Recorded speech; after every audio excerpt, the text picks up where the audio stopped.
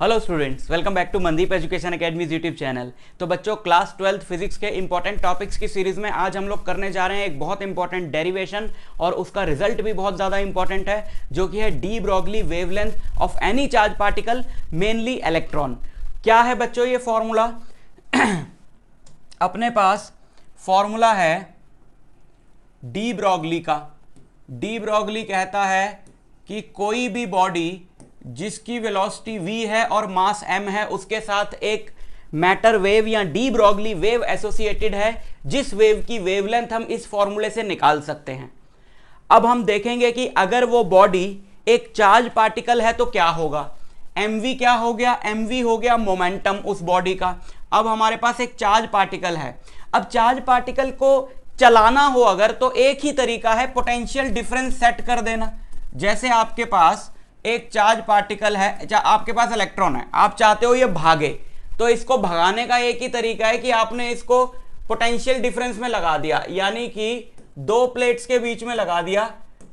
एक negatively charge है, एक पॉजिटिवली चार्ज है, तो ये नेगेटिवली चार्ज प्लेट इसको रिपेल करेगी, पॉजिटिव वाली अट्रैक्ट करेगी, तो ये भागेगा। इन दोनों प्लेट्स के बीच में पोटेंशियल डिफरेंस है v, यानी कि पार्टिकल्स को चलाने का एक ही तरीका है कि पोटेंशियल डिफरेंस लगा दो। ये तो हम पहले चैप्टर से पढ़ते आ रहे हैं। तो हमको एक क्वेश्चन आता है इस बेसिस पे कि अगर एक चार्ज पार्टिकल पे v पोटेंशियल डिफरेंस लगाया तो बताओ उसकी डी ब्रॉगली वेवलेंथ क्या होगी। तो हमको एक डायरेक्ट रिलेशन चाहिए। ये तो लंबी कहानी हुई कि v पोटेंशियल डिफरेंस लगाया, फिर वो चलेगा तो उसकी डी ब्रॉगली वेवलेंथ होगी, तो वो इस फॉर्मूले से हम निकालें। तो हम एक डायरेक्ट रिलेशन निकाल रहे हैं v और लैम्डा में, ठीक है। वही ये डेरिवेशन है आज का। तो m इंटू वी क्या होता है? m इंटू वी होता है मोमेंटम, और आपको याद होगा कि काइनेटिक एनर्जी जो है वो मोमेंटम p का स्क्वायर बाय 2 इंटू एम होती है। नहीं भी याद तो अभी बता देते हैं, कोई बहुत बड़ी चीज़ नहीं है। h अपॉन p लिख सकता हूँ ना मैं इसको, क्योंकि mv जो होता है वो p होता है। अब p की जगह आप mv डालोगे, क्लास 11th में आपको एक डायरेक्ट रिलेशन बता दिया गया था। p की जगह आप अगर mv डालोगे, p की जगह यहाँ mv डालोगे, तो p स्क्वायर यानी m square v square by 2m, तो एक m से m कटेगा। ये क्या बचने वाला है? ये बचने वाला है हाफ m v स्क्वायर। इसका मतलब है कि काइनेटिक एनर्जी को p स्क्वायर बाय 2m लिखा जा सकता है। काइनेटिक एनर्जी को अगर p स्क्वायर बाय 2m लिखा जा सकता है, तो p को under root 2m into kinetic energy भी लिख सकते हैं। और ये वैल्यू यहाँ पे अगर हम डाल दें तो हमें लैम्डा मिलेगा h upon under root 2m into kinetic energy. But ये काइनेटिक एनर्जी इसमें आई कहां से? काइनेटिक एनर्जी इसमें आई जो इस पोटेंशियल डिफरेंस v ने इस पे वर्क किया है ना। तो v पोटेंशियल डिफरेंस इस पे कितना वर्क करेगा? चैप्टर सेकंड में हमने फॉर्मूला पढ़ा था, W equal to Q into v. मान लेते हैं ये इलेक्ट्रॉन नहीं है, कोई भी पार्टिकल है Q चार्ज का, तो इस पे कितना वर्क हुआ? QV। और वर्क होता है change in kinetic energy by work energy theorem, है ना। सो इसकी फाइनल काइनेटिक एनर्जी ke है, इनिशियल 0 थी क्योंकि ये रेस्ट पे है। So we can put ke equal to qv।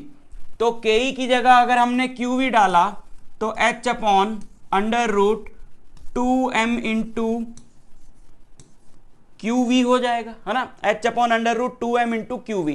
और ये अपना डायरेक्ट एक रिलेशन आ गया कि अगर एक Q चार्ज का पार्टिकल V पोटेंशियल डिफरेंस से एक्सेलरेट करा जाएगा तो उसके साथ जो डी ब्रॉगली वेवलेंथ होगी वो ये होगी। ये डायरेक्ट आप निकाल सकते हो।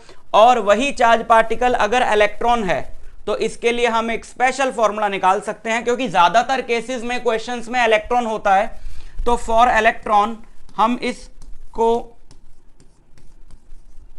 ऐसे लिख सकते हैं, lambda equal to h upon under root 2m into EV। h है तो है 6.62 इंटू 10 रेज़ पर माइनस 34 जूल सेकेंड।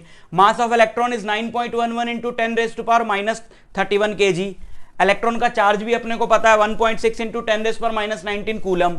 अब बचता है सिर्फ v। सो इन सारी वैल्यूज को जब हमने यहां पे पुट किया तो हमको मिला ये फॉर्मूला। मीटर्स में इस फॉर्मूले को आप डायरेक्ट याद रखोगे, यही de Broglie wavelength of electron है। और 10 की पावर -10 क्या होता है? एंगस्ट्रॉम होता है। तो इसको ऐसे भी लिखा हुआ आपको मिलेगा 12.27 बाय √V एंगस्ट्रॉम। ठीक है, so this is the de Broglie wavelength of electron. But ये फॉर्मूला आप तभी लगाओगे जब क्वेश्चन में इलेक्ट्रॉन मेंशन हो। अगर कोई भी चार्ज पार्टिकल है तो उसको V पोटेंशियल डिफरेंस से हमने एक्सेलरेट किया है, तो उसका लैम्डा निकालने के लिए अपन ये फॉर्मूला लगाएंगे। ठीक है, तो बहुत इंपॉर्टेंट डेरिवेशन है, रिजल्ट पे क्वेश्चन भी आता है, इसको प्रिपेयर कर लेना। मैं आपसे मिलता हूं नेक्स्ट लेक्चर में, तब तक के लिए ऑल द वेरी बेस्ट।